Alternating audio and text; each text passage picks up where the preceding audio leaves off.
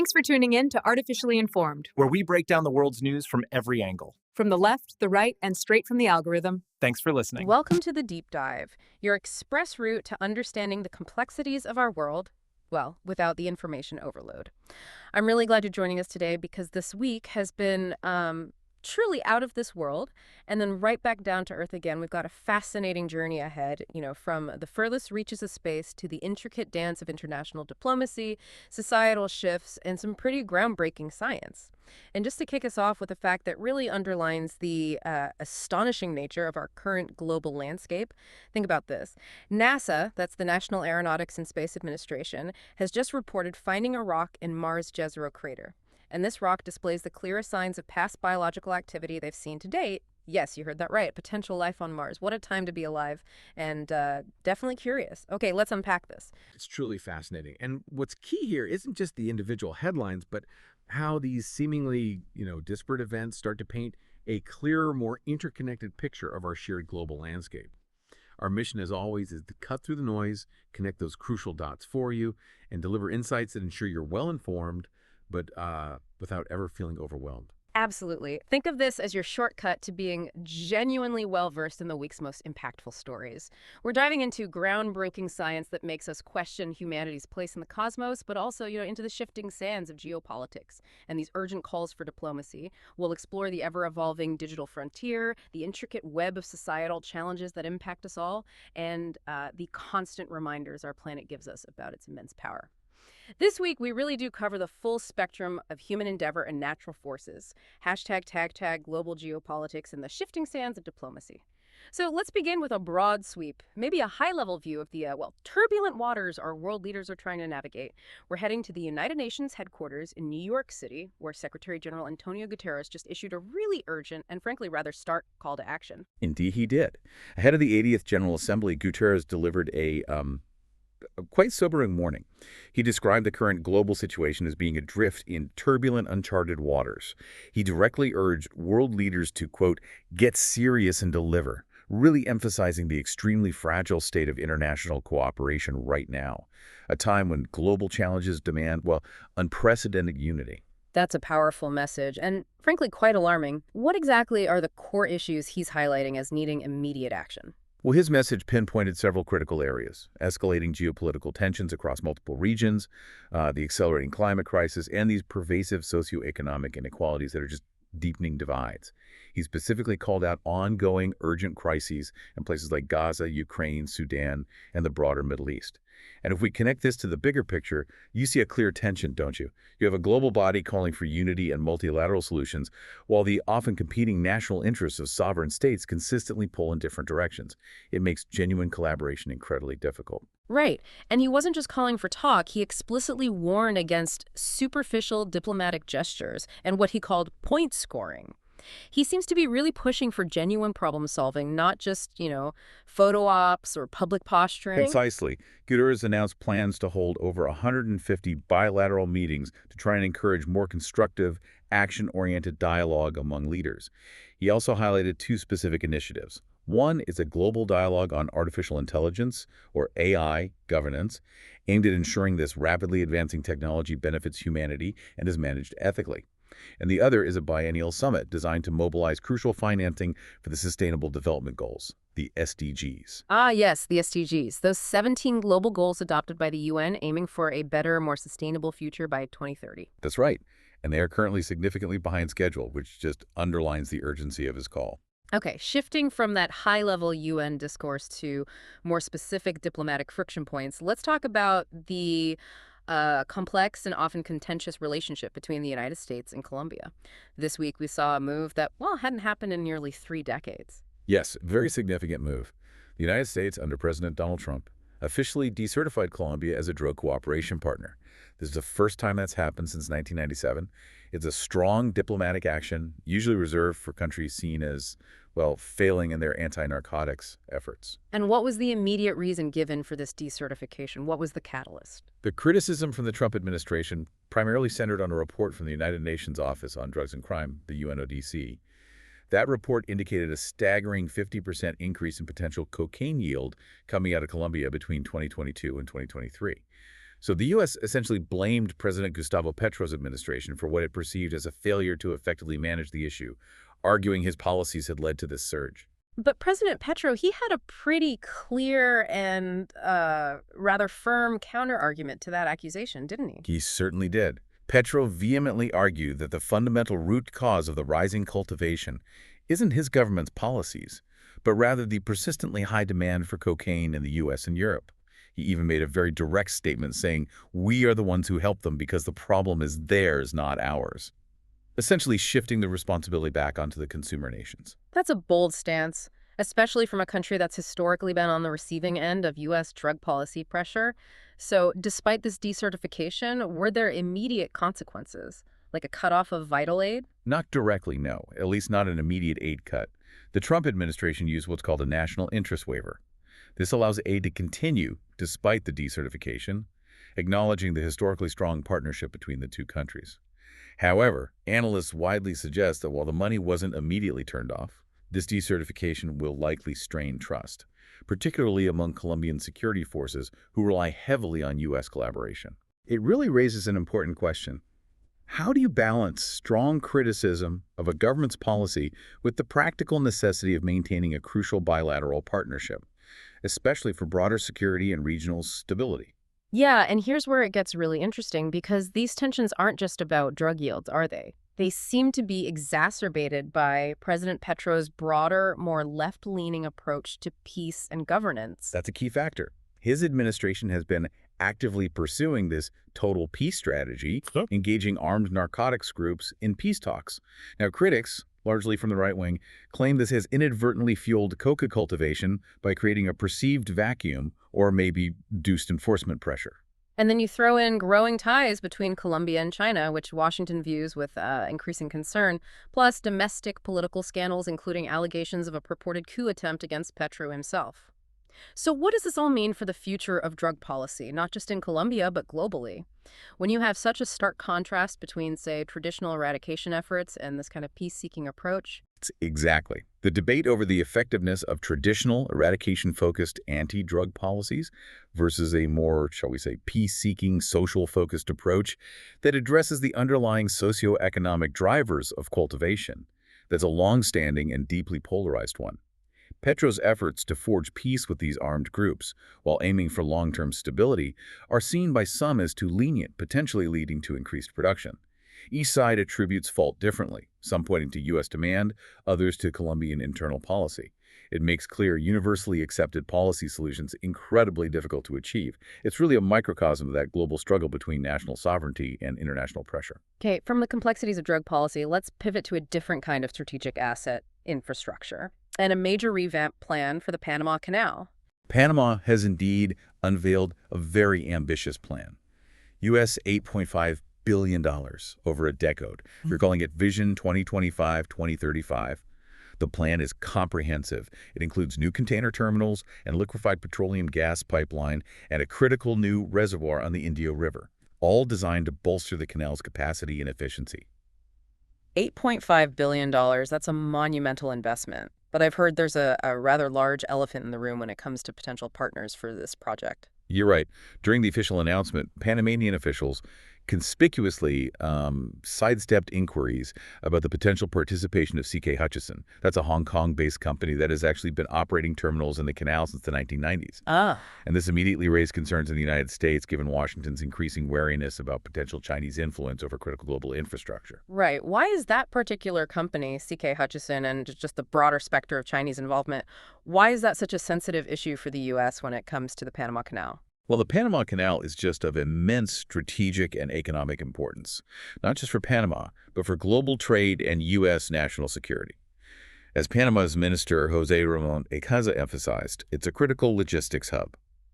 The modernization aims to enhance its competitiveness and, importantly, accommodate rising demand for energy exports, particularly propane and butane from the U.S., heading to growing markets in Asia. Okay. The U.S. has long been wary of China's increasing infrastructure footprint across Latin America.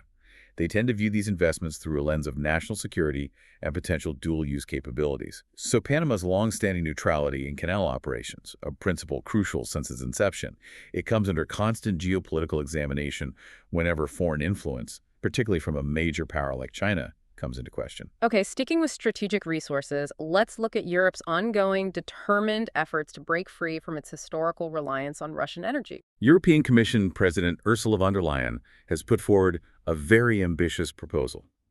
Phase out all Russian energy imports completely by 2027. This represents a monumental shift for a continent that has historically been deeply intertwined with Russian energy supplies. And this move didn't just appear out of nowhere. It notably followed calls from U.S. President Donald Trump for the EU to halt Russian oil purchases as part of broader sanctions, right? That's correct. There was definitely external pressure contributing. So how is that incredibly complex transition actually progressing across the diverse member states of the EU? It can't be easy. No, it's a massive undertaking, and it's certainly not uniform across the bloc. Countries like Hungary, Slovakia, and Austria, for instance, they're struggling significantly with the transition, mainly due to their historical and geographic reliance on Russian energy infrastructure.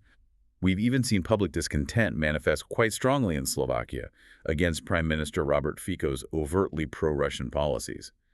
It highlights the internal political divisions this energy shift is creating within the EU itself. It sounds like a really complex balancing act, navigating economic realities and intense internal and external political pressures all at the same time. Absolutely. And the EU has made substantial strides in diversifying its energy sources. They're now importing more liquefied natural gas, or LNG, from countries like Norway, the US, and Qatar. And importantly, they've significantly enhanced their use of renewable energy. This diversification strategy is central to building long-term energy resilience. Russia, for its part, has consistently condemned these sanctions as illegal and ineffective. They frame the entire situation as a struggle for long-term peace against what it characterizes as aggressive Western pressure. So you have these deeply entrenched, polarized narratives. Okay, let's move to another significant geopolitical flashpoint, one that's deeply human and tragic. The Israel-Gaza conflict, which continues to dominate headlines and global consciousness. Yes. A UN commission recently reported that it found evidence suggesting Israel committed acts of genocide in Gaza. It asserted that top Israeli officials were inciting such actions. Israel, for its part, categorically rejected these findings.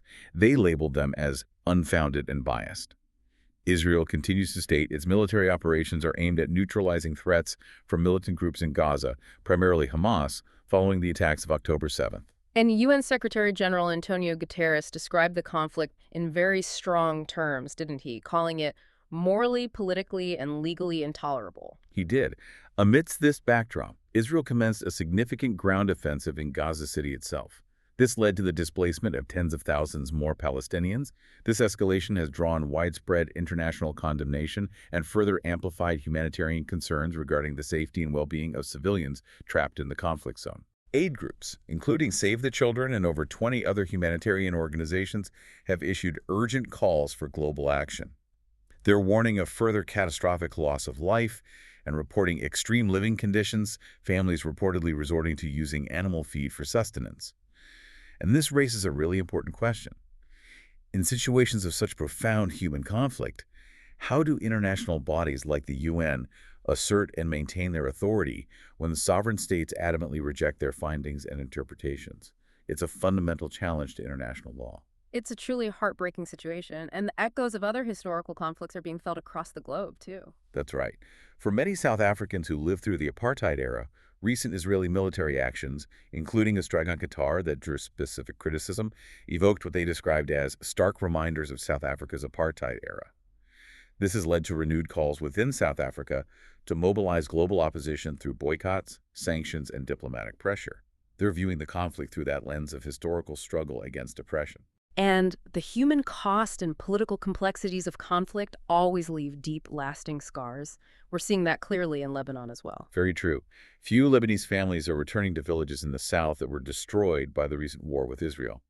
They face not only the physical devastation, but also an ongoing Israeli military presence and immense economic hardship.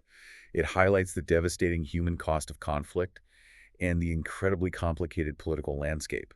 You have Lebanon demanding Israeli withdrawal and Israel insisting on Hezbollah disarmament. The cycle of conflict and displacement just continues to shape daily life there. Now, let's turn our attention to the ongoing Russia-Ukraine conflict for some key updates that have emerged this week. Ukrainian President Volodymyr Zelensky has been quite vocal. He criticized both the European Union and the United States for what he perceives as hesitation regarding stronger sanctions against Russia. He also notably emphasized Ukraine's pioneering role in technological warfare, particularly their innovative use of drones. Furthermore, Zelensky announced a significant shift in Ukraine's military training strategy. He indicated an end to training abroad and a renewed focus on internal development, and importantly, sharing their hard-earned battlefield expertise with allies. And what's Russia's perspective on these developments and the potential for any kind of resolution? Well, Russian Foreign Minister Sergei Lavrov stated very clearly that any foreign troops found in Ukraine would be considered legitimate military targets. He also dismissed proposals for Western peacekeepers as absurd, reinforcing Russia's firm stance against external military intervention. Lavrov went further, accusing Kyiv of sabotaging U.S. efforts for peace, suggesting a fundamental disagreement on who is actually obstructing a resolution. We also have a recent report from the Polish newspaper Rzeczpospolita that offers a new, rather complex twist to an earlier incident, don't we? Yes, reports from Rzeczpospolita now suggest that it might have been a Polish missile from an F-16 fighter jet, not a Russian drone, that caused damage to a residential building in Wyrkiewula, Poland. Oh. This incident was initially attributed to a Russian incursion. However, despite this emerging report, Polish Prime Minister Donald Tusk quickly blamed Russia. Some analysts interpret this as maybe an attempt to redirect public scrutiny and maintain a unified narrative, especially amid growing negative sentiments in Poland towards Ukraine regarding border issues and grain exports. It highlights the complexities of wartime information and attribution. Absolutely. And Russia's Federal Security Service, the FSB, also reported a significant arrest this week. That's right. Russia's FSB announced the detention of a North African national in southern Russia. This individual is accused of spying for Ukrainian military intelligence. The FSB linked the arrest to what it describes as a broader pattern of sabotage activities against Russian infrastructure.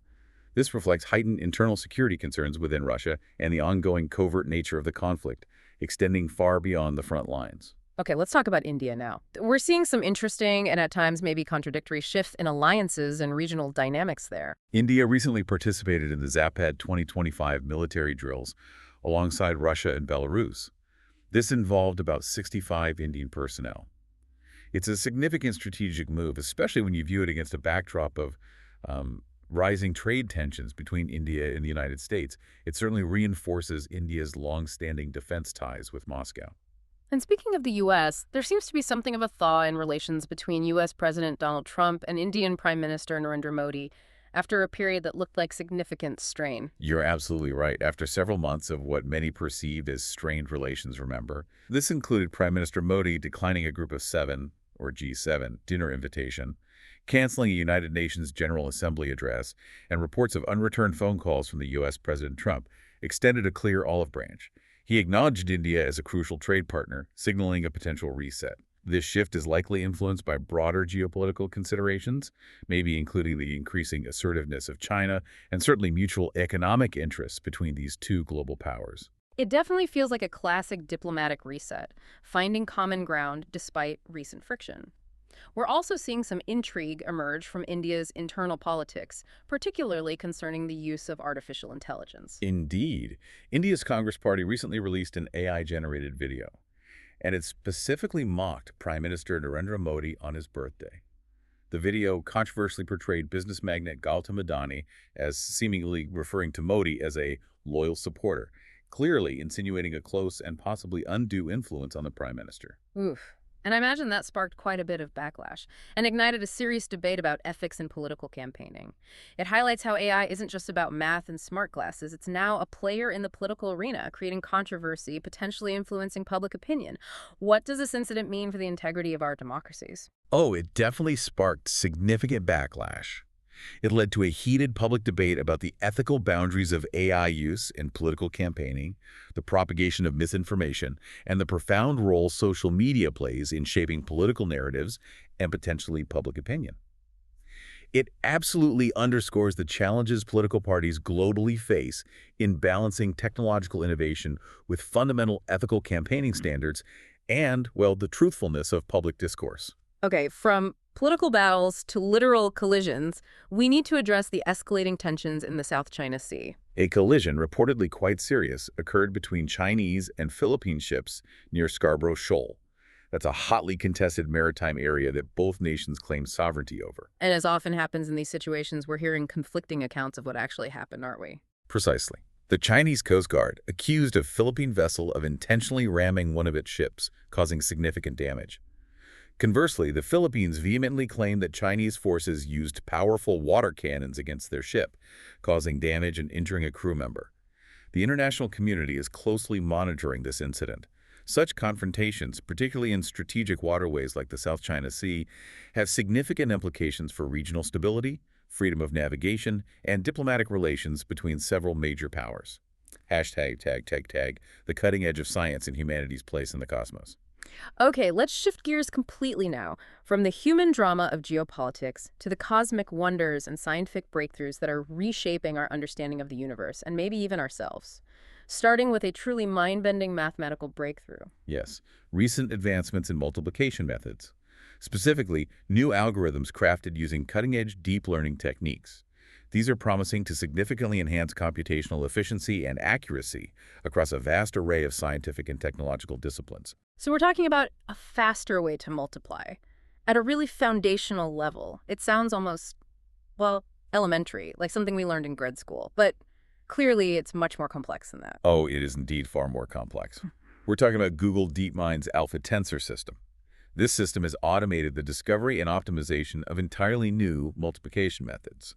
And this system has actually exceeded traditional speeds, particularly in what's called matrix multiplication. Matrix multiplication, okay. Right, and matrix multiplication isn't just basic arithmetic. It's a cornerstone operation in an astonishing number of scientific computations. Everything from pure sciences like physics and astronomy to complex fields like finance, engineering, and even the very AI systems we use today. That's fascinating. And this isn't the first time multiplication methods have evolved dramatically, is it? We've come a long way from just adding numbers repeatedly. No, it's not the first time at all. Historically, multiplication evolved significantly, started from ancient Egyptian and Babylonian repetitive addition techniques, Then, modern algorithms like Karatsuba, developed back in 1960, introduced a more efficient divide-and-conquer strategy, drastically reducing computational steps. The Schoenhagen-Strassen algorithm in the 1970s further broke from traditional quadratic time complexity. This new AI-driven approach is truly the latest and quite possibly most revolutionary chapter in a long and fundamental history of mathematical innovation. It could potentially unlock entirely new computational capabilities. From the abstract world of algorithms to the tangible history of Earth itself. Paleontologists have made a truly surprising discovery right in someone's backyard, apparently. That's right. Paleontologist Kenneth Lacavara is renowned for his discovery of the giant dinosaur dreadnought as well. He uncovered a crucial extinction layer directly linked to the Cretaceous Paleogene, or KPG, extinction event. And the incredible twist, the site was in his backyard, quite literally, in the state of New Jersey, near Mantua Township. It's now famously known as Etterman Fossil Park. That's incredible. New Jersey, really. It just goes to show you don't necessarily need to travel to remote corners of the globe for groundbreaking discoveries. What does this particular site tell us about the fifth mass extinction, the one that wiped out the dinosaurs? It provides truly significant insights into that catastrophic demise roughly 66 million years ago. An event widely believed to have been precipitated by a massive asteroid impact combined with widespread volcanic activity. The discovery of an incredibly rich extinction layer loaded with fossils right there in New Jersey is a striking reminder that invaluable geological and biological data can be found in the most unexpected, seemingly ordinary places. And the relevance of this discovery isn't just historical, is it? It connects directly to modern environmental concerns. Absolutely. This historical discovery resonates strongly with modern discussions about biodiversity loss and rapid environmental change. Understanding the mechanisms of past extinctions, how species responded, which ones survived that can shed crucial light on species' resilience and vulnerability today, especially with the looming threats of climate change and ongoing habitat destruction. The site has also been developed into an interactive educational platform. It offers hands-on paleontology experiences that are fostering a new generation of scientists, which is fantastic. Speaking of groundbreaking materials, let's talk about graphene. Many are calling it a miracle material that could literally change everything. Graphene is truly remarkable stuff. It's a two-dimensional allotrope of carbon, essentially. A single layer of carbon atoms arranged in a hexagonal lattice, like chicken wire at the atomic scale. Its properties are almost unbelievable. It's stronger than steel, incredibly light, remarkably flexible, and possesses what scientists describe as remarkable electrical and thermal conductivity. Electrons move through it with minimal resistance, almost as if they have no mass, which in some ways appears to defy physics as we traditionally understand it at the macro level. How was this amazing material, which honestly sounds like something from a science fiction novel, how was it actually discovered and isolated? It was first isolated back in 2004 about two brilliant scientists, Andrei Geim and Konstantin Novoselov, at the University of Manchester in the UK. For their pioneering work in isolating and characterizing this incredible material, they subsequently received the Nobel Prize in Physics in 2010. Right. And their method was surprisingly simple, famously involving Scotch tape and graphite pencil lead, essentially. Proving sometimes the greatest discoveries come from, well, unexpected approaches. And what are the potential applications for something so remarkable? It sounds like it could revolutionize so many industries. Oh, its unique properties open up potential for a vast array of next-generation applications. Imagine ultra-fast electronic devices like transistors and sensors that are far more efficient than anything we have today. It holds promise for advancements in energy storage, creating more efficient batteries and supercapacitors. It could even revolutionize aerospace engineering by creating lighter, stronger, and more durable materials.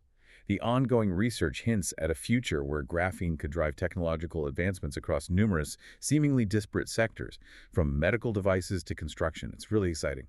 Okay, let's unpack this next one, because it sounds almost straight out of a fantastical science fiction movie, the dodo bird. It's apparently one step closer to returning from extinction. Scientists have indeed made very significant strides towards potentially bringing the extinct dodo bird back to life.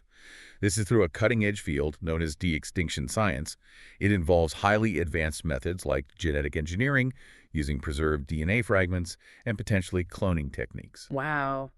This instantly brings up profound questions, doesn't it? Are we, as humans, playing God by resurrecting species? Or are we simply correcting past mistakes, maybe restoring biodiversity that we ourselves diminished? What are the ethical and ecological implications here? That is an absolute critical question, and it sparks intense debate. The ethical considerations are indeed profound. They touch on issues like the unforeseen ecological impacts of reintroducing a species into a modern, changed ecosystem. Could it disrupt existing food webs, introduce new diseases, compete with existing species? There's also the question of potential suffering for any resurrected species, which would essentially be brought into a world vastly different from its original habitat. And then there's the broader philosophical debate about playing God and whether humanity has the right, or indeed the wisdom, to wield such power, especially when resources are still desperately needed for conserving currently endangered species.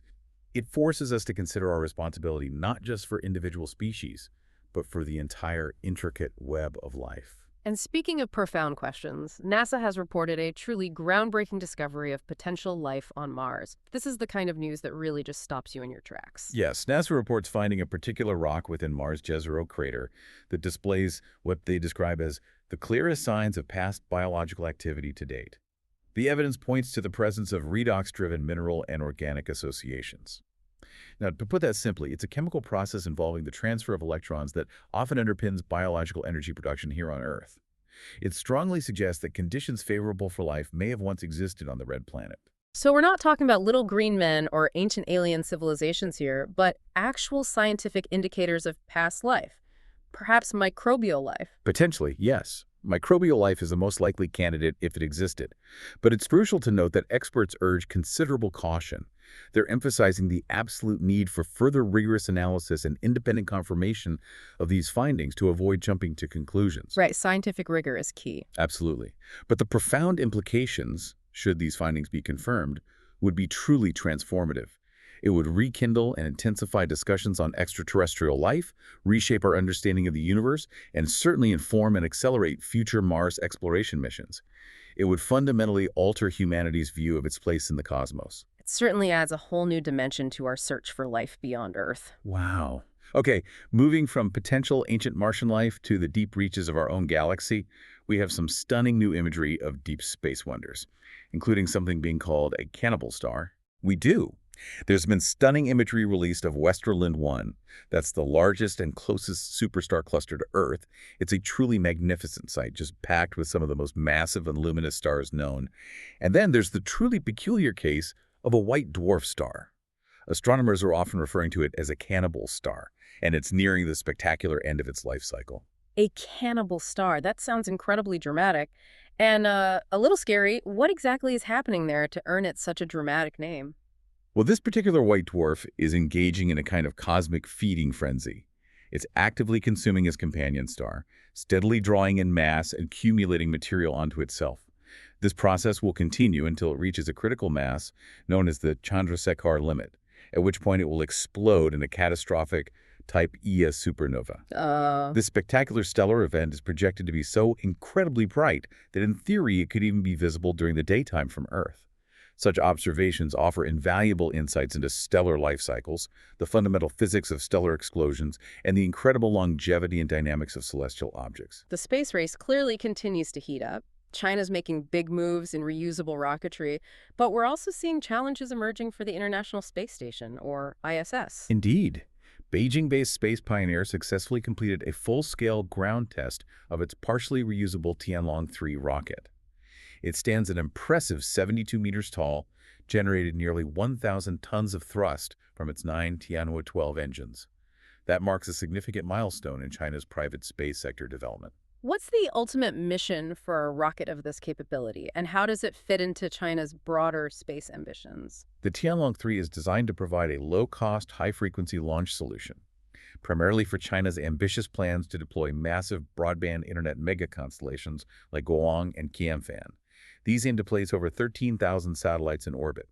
This development is part of a fierce competition within China itself. Multiple contenders like Landspace's Zhuge 3 and the state-backed Long March 12A are also vying for orbital launches by the year-end. It's really intensifying the competitive landscape of the global space industry. Meanwhile, on the international front, things weren't quite so smooth for a recent ISS supply run. No, unfortunately not. Northrop Grumman's Cygnus XL cargo spacecraft suffered a critical thruster issue during its journey to the International Space Station, the ISS. This incident immediately raised concerns for the mission's success and, importantly, for astronaut safety on board the ISS who depend on these supplies. It vividly highlights the inherent complexities and persistent challenges of space travel and maintaining a permanent human presence in low Earth orbit, even with decades of experience. You know, what's truly fascinating here is just the sheer breadth of human endeavor and discovery we've just covered. From peering into the cosmic past and future to unlocking fundamental mathematical secrets that will power our future, and even considering the profound ethical implications of bringing species back from the brink. So what does this all mean for us? I suppose it means we're constantly pushing the boundaries of what we know, challenging established notions. And sometimes, the biggest discoveries are right in our own backyards, or maybe even hidden within our fundamental mathematical equations. It's an inspiring reminder of human ingenuity, isn't it? Okay, from the vastness of space and the mysteries of the cosmos, let's bring it back down to Earth and dive into the rapidly accelerating digital frontier, particularly the artificial intelligence, or AI, revolution that is profoundly shaping our economies, our daily lives, and even our global governance. Well, Microsoft CEO Satya Nadella recently made a pretty bold prediction.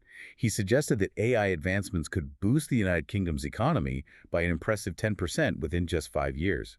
This projection follows Microsoft making its largest investment outside the U.S., right there in the UK. It signals a profound belief in AI's transformative economic impact and its potential to drive significant growth. And it's certainly not just Microsoft seeing this potential. We're witnessing a fierce competition for dominance in this rapidly expanding field, aren't we? That's right. Oracle, for example, is making an audacious prediction of its own. They aim to surpass industry giants like Amazon, Microsoft, and Google by the year 2031 to become the top cloud provider specifically for AI. They believe their unique AI-first cloud provider architecture, which they say is designed from the ground up to support AI workloads, sets them apart and positions them for this ambitious goal. We mentioned it briefly earlier when talking about the UN, but the United Nations is also stepping in on AI governance, recognizing the global implications of this powerful technology. Yes, UN Secretary General Antonio Guterres announced that crucial global dialogue on AI governance. This initiative is a proactive step, really, to try and ensure that this rapidly advancing technology progresses in a manner beneficial to humanity. It's about addressing the broader societal, ethical, and global security implications of AI before it potentially outpaces our ability to manage it responsibly. And Hong Kong is also making significant investments in the AI sector, putting serious money behind it. Absolutely. Hong Kong Chief Executive John Lee Ka-chiu announced a substantial HK $10 billion fund that's roughly US $1.28 billion specifically for AI development. And this investment isn't just for general research. It includes funding for practical applications like AI tools for non-emergency police reporting and improving healthcare consultations for minority groups. This highlights AI's potential for tangible improvements in public services and urban efficiency. All of this really raises an incredibly important question. How do we effectively balance the undeniable economic growth and innovation potential of AI with the urgent need for ethical considerations? Things like robust data privacy safeguards and comprehensive workforce preparedness, ensuring equitable access to these technologies and actively preventing algorithmic bias as AI becomes more deeply integrated into every facet of society, well, that's absolutely crucial for a just future.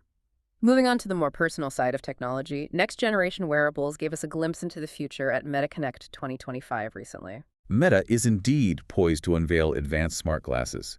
This includes new iterations of their popular Ray-Ban Meta display and some innovative new offerings from Oakley as well. The focus seems to be heavily on integrating AI-powered features designed to, as they put it, revolutionize the user experience, making these devices far more capable and intuitive than current models. Mark Zuckerberg himself is expected to highlight Meta's expansive vision for how augmented reality, or AR, will seamlessly integrate into and enhance our everyday lives, moving beyond just niche applications to become a common utility. It seems technology is also stepping up as a literal lifesaver in some unexpected and remote ways, too. Absolutely. We saw a compelling real-world example of this just recently. A Girl Scout who was injured in a remote canyon in California where traditional mobile signals simply don't reach, received swift emergency help. And it was thanks to a satellite-based 911 text service. This case vividly demonstrates the crucial and evolving role of satellite communications in areas without traditional infrastructure. It's fundamentally expanding and improving emergency response capabilities and potentially saving lives in the most challenging environments. Okay, here's where it gets really interesting, though. AI isn't just about complex algorithms and smart glasses. It's now a very active and often controversial player in the political arena. It's creating controversy and potentially influencing public opinion in unprecedented ways. And this brings us back to that striking incident in India we touched on earlier in the geopolitics section. Yes, that incident with India's Congress Party releasing an AI-generated video mocking Prime Minister Narendra Modi on his birthday. The video controversially portrayed business magnate Gautam Adani, seemingly referring to Modi as a loyal supporter, strongly insinuating a close and potentially problematic relationship between the two figures. This sounds like it caused quite a stir, going beyond just, typical political satire. Oh, it absolutely did. It sparked significant backlash and ignited a heated public debate about the ethics of using AI in political campaigning, particularly the propagation of deepfakes or misinformation and the profound role social media plays in shaping political narratives. This incident highlights a critical challenge for democracies globally, how political parties are leveraging rapidly advancing technology in unprecedented ways. It demands rigorous critical assessment of shared information from all of us and careful consideration of the long-term impact on public trust and electoral integrity. #tag global economic currents and business innovations. All right, let's navigate the global economic currents now and the business innovations that are literally moving our money, shaping our industries, and even redefining our workplaces. Starting with market volatility, specifically the ever-present influence of the Federal Reserve in the United States. Well, the S&P 500 and other major Wall Street indexes experienced a noticeable slip this week.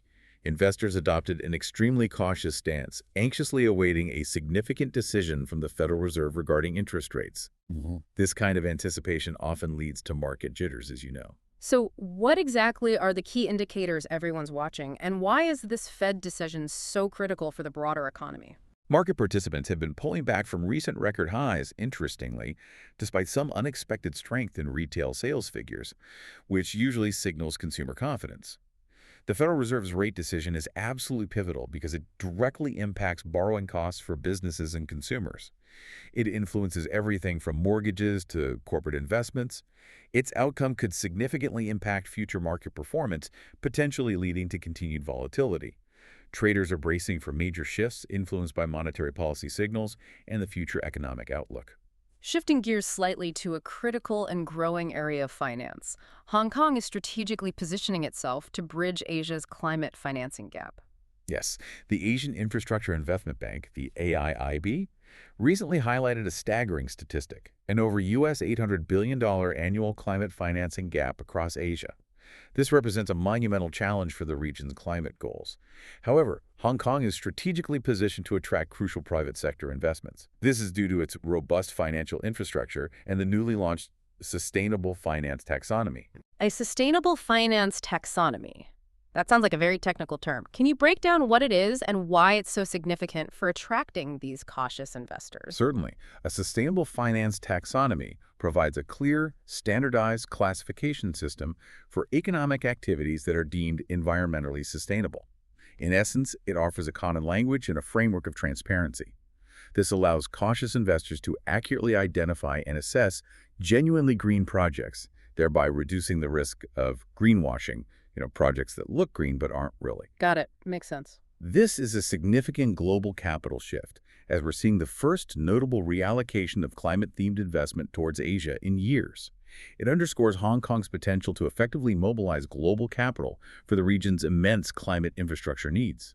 Now, for some significant corporate shifts and controversies that have captured headlines, starting with a very familiar and often socially conscious ice cream brand. Ben & Jerry's co-founder Jerry Greenfield resigned from the board after 47 years. He expressed deep disappointment over the direction parent company Unilever was taking the brand. He felt the brand's long-standing commitment to social issues had been fundamentally undermined. He cited ongoing legal disputes over operational autonomy and the broader struggle between core company values and the governance priorities of a massive multinational corporation. That's a powerful statement about corporate responsibility, isn't it? And that tension between profit and purpose. And then there's Elon Musk, who, of course, is almost perpetually in the headlines, making yet another significant move. Indeed. Elon Musk acquired another $1 billion worth of Tesla shares this week, powerfully reinforcing his personal stake in the company. This move came after a controversial proposal to grant him a staggering $55 billion pay package was rejected by a Delaware court earlier. This significant stock purchase immediately spurred a 6% hike in Tesla's stock price, demonstrating the market's reaction to his commitment. And what's Tesla's broader strategic vision moving forward, especially with all these financial shifts and the controversies surrounding the pay package? Well, Tesla is reportedly undergoing a dramatic restructuring. They're shifting their core focus even more intensely towards artificial intelligence and robotics. Musk views this as absolutely essential for the company's future growth, especially as electric vehicle, or EV, sales are reportedly declining globally. It signals a need for new revenue streams and continued technological leadership. But this strategy, and particularly the pay package issue, is drawing significant criticism too, right? Oh, absolutely. Particularly concerning Musk's immense pay package. Figures point to his estimated $367 billion wealth and the growing CEO-to-worker pay ratio. It's reportedly skyrocketed from around 30.1 5 decades ago to about 350.1 today, exacerbating the discourse about income disparity. Tesla also faces challenges like declining EV demand, rising production costs, and expiring government tax credits in some markets, which could lead to further drops in vehicle sales and perhaps necessitate this dramatic strategic pivot towards AI and robotics. Moving from the corporate boardroom to grand infrastructure projects, Russia is announcing ambitious plans for a high-speed rail network. Yes, Russian Prime Minister Mikhail Mishustin announced plans for what he described as Europe's largest high-speed rail, or HSR, network. This ambitious project aims to span over 4,500 kilometers, that's roughly 2,800 miles, and it will feature domestically produced trains capable of reaching speeds up to 400 kilometers per hour or 250 miles per hour. This will significantly reduce travel time between major cities like Moscow and St. Petersburg, boosting connectivity and potentially economic activity across the vast country. And India is also looking to bolster its trade relationships, particularly with the post-Soviet bloc countries. That's right. The Eurasian Economic Union, the EAEU, which is a post-Soviet economic bloc, is actively working towards a free trade agreement with India. Trade between them already saw a notable 7% increase in 2024, reaching $69 billion. This proposed deal is expected to significantly improve market access for Indian exporters and enhance overall competitiveness, further integrating India into diverse global trade networks. Okay, from global trade to something that impacts everyone's long-term planning, personal finance. Financial expert Kevin O'Leary seems to be challenging some fairly conventional wisdom about retirement savings. Yes, Kevin O'Leary, known for his no-nonsense Mr. Wonderful persona, is suggesting that $500,000 in the bank could actually be enough for a comfortable retirement, provided, and this is the key part, expenses are rigorously managed. He argues that one could live off the interest alone. This directly challenges traditional financial advice, which often recommends a figure closer to $1.5 million or even more for a comfortable retirement. That's a pretty significant difference in advice. What's the core message and philosophy behind O'Leary's perspective, and why do you think it's resonating with some people? Well, O'Leary's message aims to empower individuals to fundamentally reconsider their financial goals. He emphasizes sustainability and comfort through diligent expense management over simply accumulating a vast, often intimidating sum of wealth. He advocates for a more simplified, pragmatic approach to retirement planning. And that resonates particularly, I think, with younger generations who are facing mounting pressures regarding housing costs, student debt, and the general rising cost of living. It makes those traditional higher retirement targets seem almost unattainable for many. So what does this all mean for your wallet, for global trade, and for the future of how we work and live? It certainly seems like every corner of the economy is undergoing some kind of seismic shift right now. If we connect this to the bigger picture, these trends really reflect broader anxieties. Anxieties about economic sustainability, persistent inequality, and the relentless pace of technological change. We're seeing a clear push for both individual financial prudence on one hand and massive, often risky investment in future-defining technologies on the other. It indicates a complex and incredibly dynamic global economic landscape where adaptability is becoming absolutely paramount. Let's now turn our attention to the intricate web of societal issues that profoundly impact our lives, touching on justice, public health, and human rights. And we have to begin with a truly shocking and deeply concerning event: the assassination of conservative activist Charlie Kirk in the U.S. state of Utah. Yes, a terrible event. Conservative activist Charlie Kirk was assassinated at Utah Valley University on September 10th. A man named Tyler Robinson has been charged with aggravated murder in connection with the crime and could potentially face the death penalty. This is a deeply disturbing crime with obvious political undertones. What evidence has been brought forth in this high-profile case so far? Well, DNA evidence was reportedly found on the rifle trigger used in the shooting. Crucially, investigators also uncovered messages from Robinson to his roommate, explicitly expressing his intent to kill Kirk. And a note found at the scene reportedly revealed a premeditated plan. Robinson also appeared to admit his involvement in a Discord chat, stating unequivocally, quote, "It was me." These pieces of evidence paint a very troubling picture. This event clearly has massive political ramifications, fueling already heated debates about polarization. Oh, it has indeed ignited intense debates on the increasing polarization and, worryingly, the prevalence of violence in U.S. politics. The rhetoric in Western society has undeniably shifted, hasn't it? Political partisans often labeling proponents not merely as rivals but as enemies, creating a dangerous and hostile environment. There are widespread concerns over safety at public events and the broader climate of animosity towards public figures. For instance, U.S. Representative Nancy Mace, a Republican, has publicly sought to punish Democrat Representative Ilhan Omar. She accused Omar of inciting violence with remarks made after Kirk's death. Though Omar strongly condemned the killing and denied inciting violence, accusing Mace of misinterpretation and political opportunism, it's just a stark illustration of how quickly such tragedies become points of intense political friction. It's a truly surreal and tragic situation. And speaking of surreal, when you're trying to solve a crime, the last thing you expect is someone volunteering to be the culprit, only for it to be, well, a fabrication. A man was actually arrested for faking a confession to Kirk's murder. That's just a bizarre twist to an already tragic story. It absolutely adds another layer of complexity, doesn't it? Such incidents highlight the significant challenges law enforcement faces in discerning truth from deception in these high-profile cases, especially with the added scrutiny of public and political attention. And the FBI, the Federal Bureau of Investigation, director under President Donald Trump, Kash Patel, he was grilled by Congress over the handling of this investigation and other sensitive matters recently. Yes, Kash Patel faced intense scrutiny during a Senate Judiciary Committee hearing. He was accused by some senators of making misleading statements about the shooter's apprehension and potentially compromising national security. Senator Dick Durbin, for example, openly criticized Patel for what he viewed as aligning the FBI too closely with President Trump's political agenda, raising questions about the FBI's perceived impartiality during his tenure. The committee also probed Patel about the Justice Department's decision not to release additional files related to Jeffrey Epstein, the disgraced financier, didn't they? They did. This specific line of questioning angered right-wing supporters who were pushing for the release of all files. And it inevitably raised further questions about President Trump's past associations, given Epstein's high-profile connections. Patel emphatically denied any FBI ties to Epstein's trafficking operations. But this persistent scrutiny over these connections was, incidentally, also highlighted by that activist group led by donkeys. They projected images of Trump and Epstein onto Windsor Castle during President Trump's recent UK visit.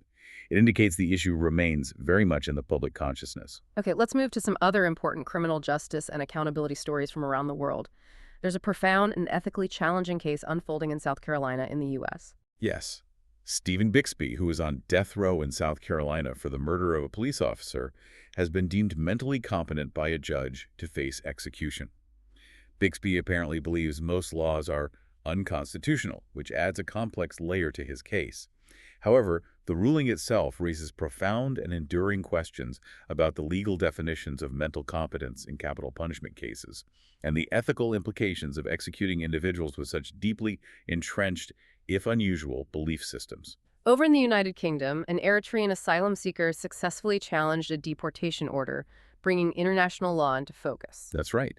A British court temporarily blocked the removal of an Eritrean asylum seeker to France under what's called a one-in, one-out migration deal. The block was specifically granted, citing human trafficking claims made by the individual.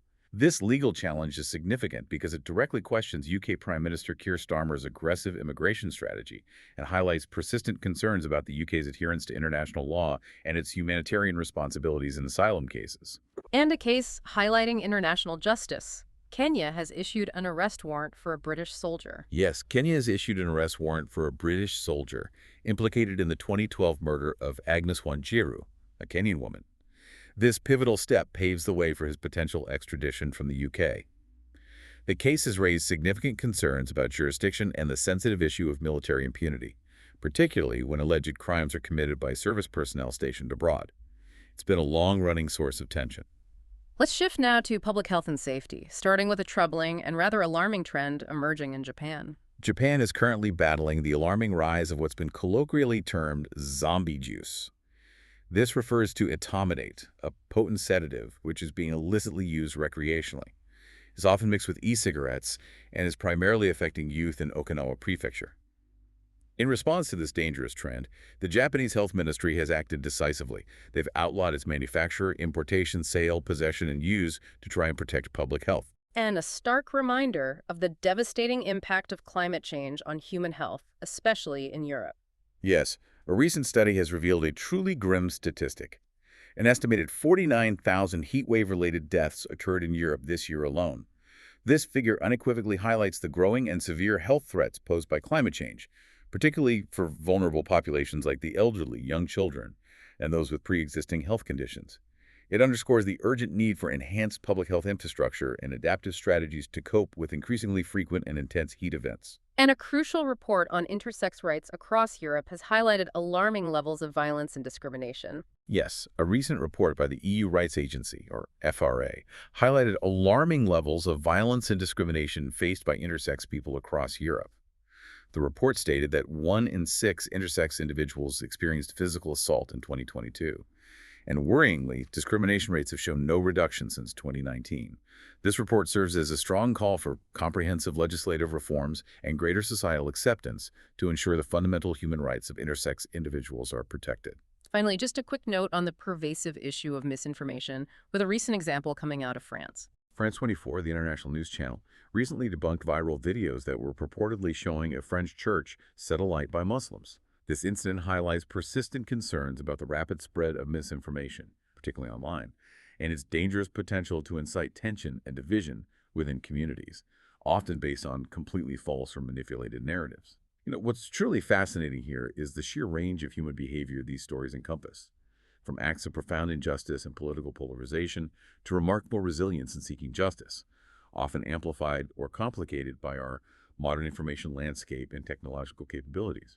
Indeed. And it really underscores how vital it is for us as a global society to consider these individual stories and localized events within the larger context of our shared values and universal laws. It asks us, doesn't it? So, what does this all mean for accountability and human dignity in our rapidly evolving, interconnected world? Hashtag environmental and earth challenges. Our planet is constantly reminding us of its immense power, from breathtaking beauty to devastating force. Let's delve into environmental and earth challenges, starting with the significant earthquake threat facing the Pacific Northwest region of the United States. Yes, scientists are predicting a potential magnitude 9.0 or greater earthquake originating from the Cascadia Fault. That's an offshore subduction zone that runs for hundreds of miles along the coast.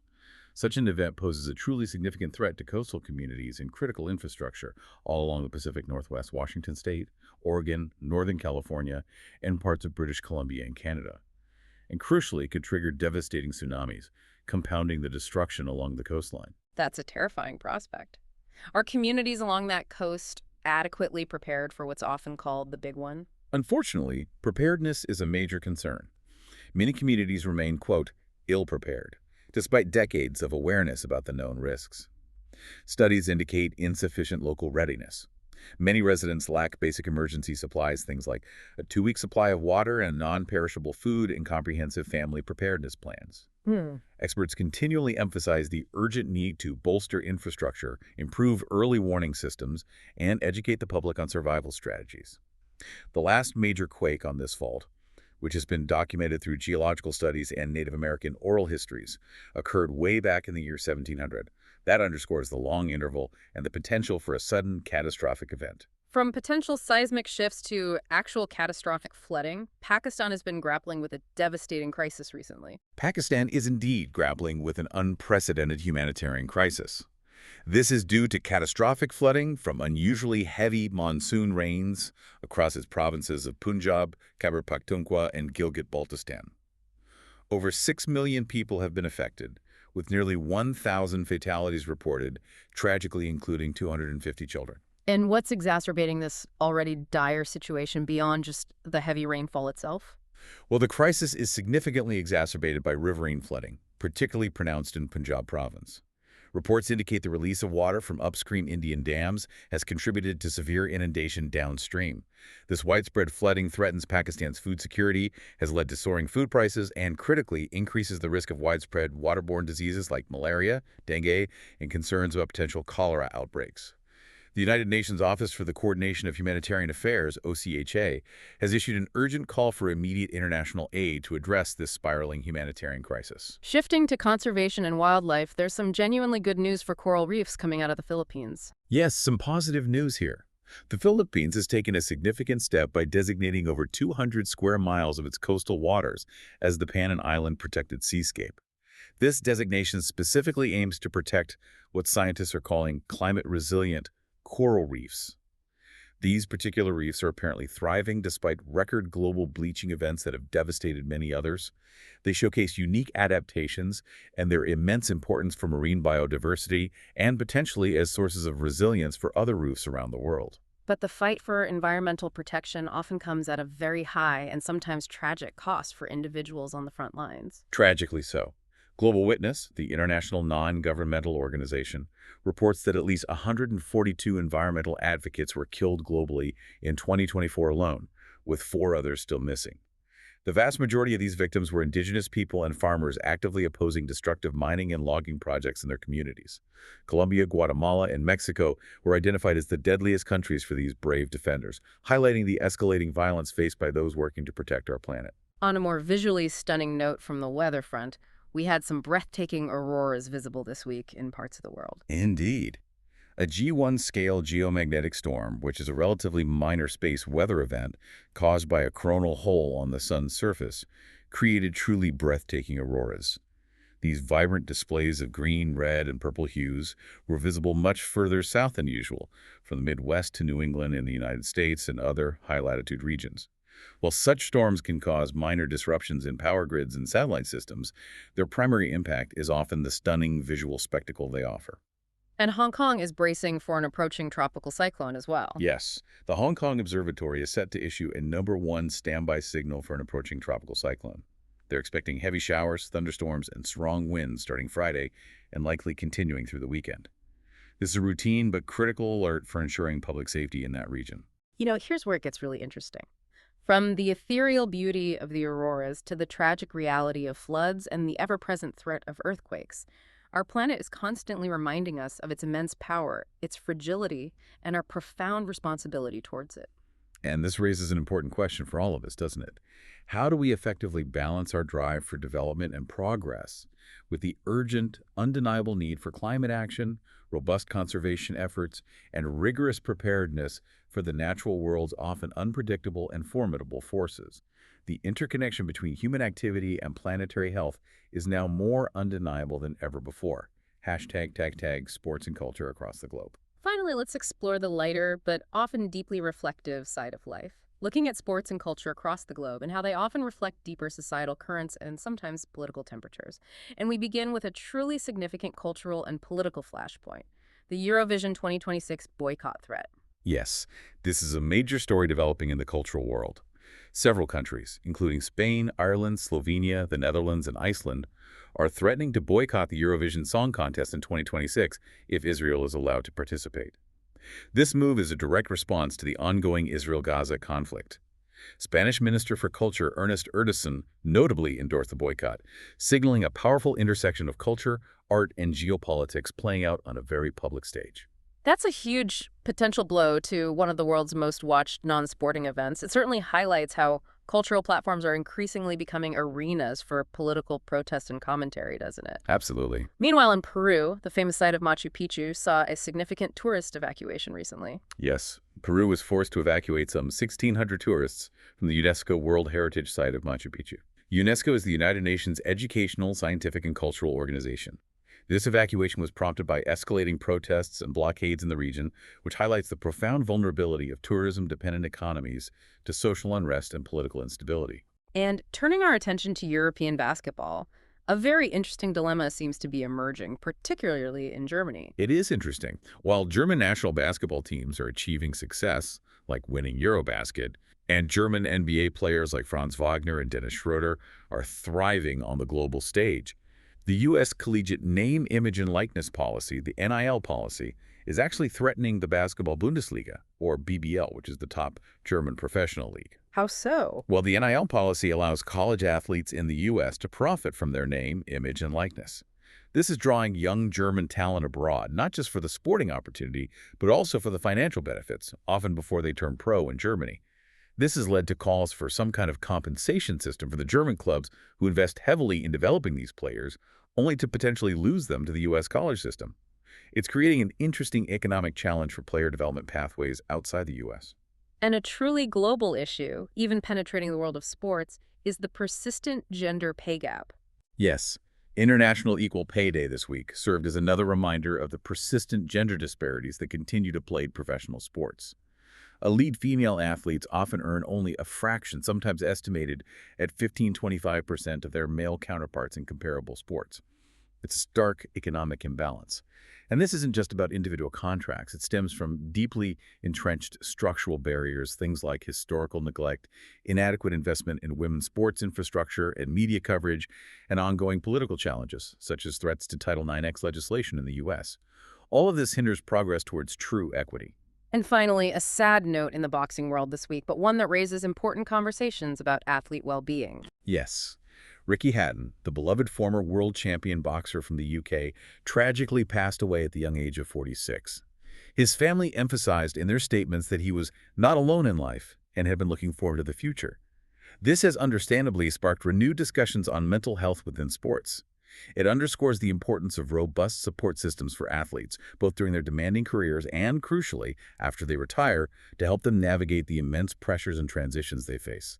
Okay, let's unpack this. From the triumphs and challenges we see in sports to the powerful intersection of culture and current events, there's a clear pulse of human stories here that extends far beyond just the scoreboard or the stage. What's truly fascinating here, I think, is how these seemingly lighter topics often reflect much deeper societal values, significant political tensions, and our collective ongoing pursuit of meaning and identity. Culture and sports, at their core, are powerful mirrors reflecting our shared human experience. They offer insights into our collective joys, our struggles, and our aspirations. Hashtag outro. So what does this all mean? For you, for us, for our shared future. We've journeyed through some astounding breakthroughs in science and technology that are reshaping our understanding of reality itself. We've navigated the intricate, often turbulent web of global politics and diplomacy. We've explored the profound depths of our planet's challenges and its awesome power. And we've touched upon the powerful human stories that shape our world and define our collective experience. And if we connect all this to the bigger picture, it profoundly underscores something important. Whether it's a scientific discovery pushing the boundaries of knowledge, a diplomatic move reshaping international relations, or a local protest demanding justice. Every single event ripples through our global community. Understanding these nuances, recognizing the interconnectedness, and appreciating the diverse perspectives involved is absolutely key to navigating our increasingly complex world with, hopefully, more wisdom and empathy. As we wrap up this deep dive, maybe consider this. In an age where information is both incredibly abundant and, at times, regrettably weaponized, how do we, as global citizens, cultivate both our insatiable curiosity and our critical discernment to truly be informed? How do we move beyond just the headlines to achieve genuine understanding? Keep asking those difficult questions, keep digging for deeper insights, and keep learning. Thank you so much for joining us on The Deep Dive. We'll catch you next time. For enjoying Artificially Informed. Hit subscribe and share it with a friend. From the left, the right, and straight from the algorithm. Thank you. That's it for today's Artificially Informed. Nope. Thanks for spending your time with us. Yeah. Stay sharp, stay curious. See you next time.